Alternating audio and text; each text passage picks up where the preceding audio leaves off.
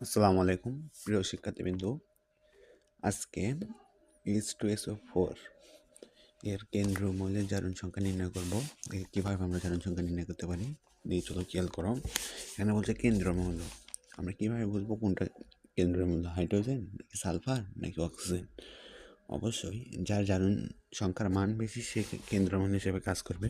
এখানে হাইড্রোজেনের জারণ সংখ্যা মান 1, সালফারের +2, এটা মাইনাস, আর অক্সিজেন হচ্ছে -2। এখন যেহেতু আমরা ধরে নিলাম সালফার একটি কেন্দ্র মৌল, তাহলে আমরা জারণ সংখ্যা নির্ণয় করব। এই চলো আমরা জারণ সংখ্যা নির্ণয় করি। এখানে হাইড্রোজেনের +1,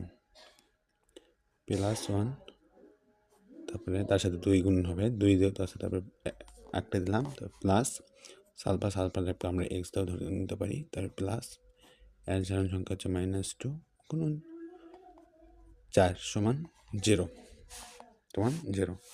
এবার আমরা করি +2 প্লাস এস মাইনাস 4 × 8 সমান 0।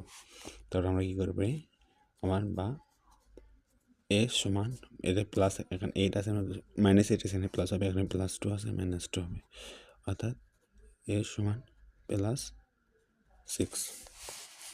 আশা করি বুঝতে পেরেছো। ভালো লাগলে অবশ্যই লাইক কমেন্ট করবে। আসসালামু আলাইকুম।